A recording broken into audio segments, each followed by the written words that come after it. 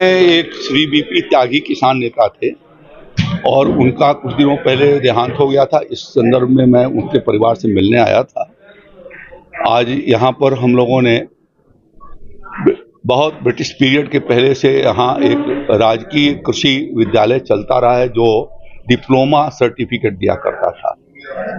बाद के दिनों में इसको ट्रेनिंग सेंटर के रूप में बदला गया और यहाँ अब किसानों और कर्मचारियों के प्रशिक्षण के कार्यक्रम होते हैं। योगी जी की सरकार ने लगभग 22-23 करोड़ रुपया लगा करके और यहाँ पर अच्छा प्रशिक्षण केंद्र बनाया। जब मैं आया था तो वो एकदम जर्जर था, 17-18 के आसपास में। फिर इनकी स्वीकृति करके और एक अच्छी बिल्डिंग बना करके किसानों को जहाँ प्रशिक्षण दिया जा सके, इसके लिए यह व्यवस्था यहाँ पर की गई है।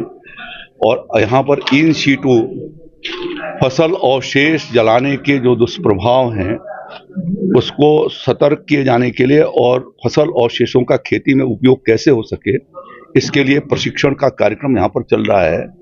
जिन किसान भाइयों के बीच में मैं मिला हूँ उनसे भी अपील किया हूँ कि जलाने की जरूरत नहीं है। ये खेती के हमारा हर फसल का एक एक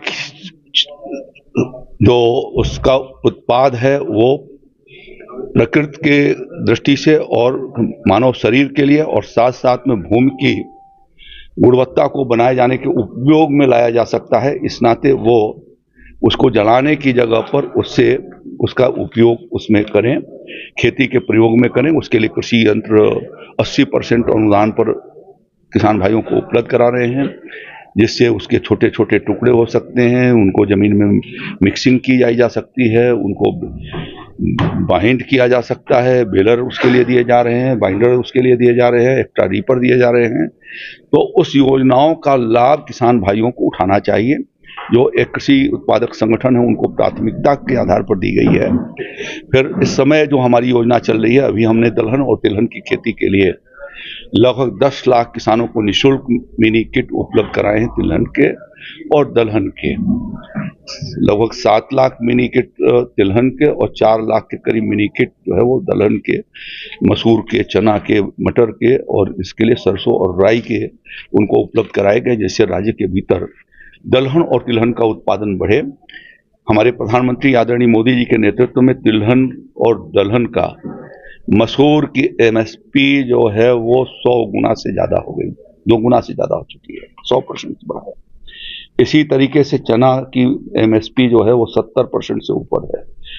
सरसों की MSP 95% से ऊपर है। यदि किसान उसकी खेती करता है तो उसको ज्यादा फायदा हो सकता है।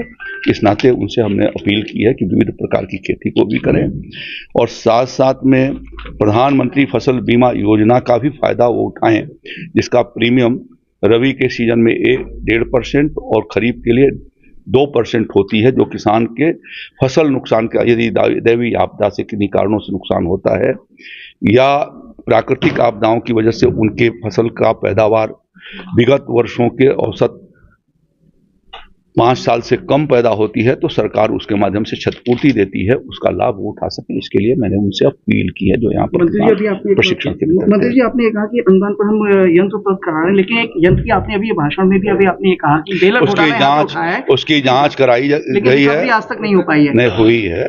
7 लोगों के खिलाफ 11 लोगों को तो सस्पेंड किया मैंने, उसके भीतर FIR दर्ज हुए हैं, कार्रवाइयां चल रही हैं। अच्छा मंत्री जी, अब ये गन्ने का समर्थन मूल्य भी नहीं घोषित हुआ है, जबकि हर साल समर्थन मूल्य उसका नहीं घोषित होता। पिछले साल घोषित किया गया था।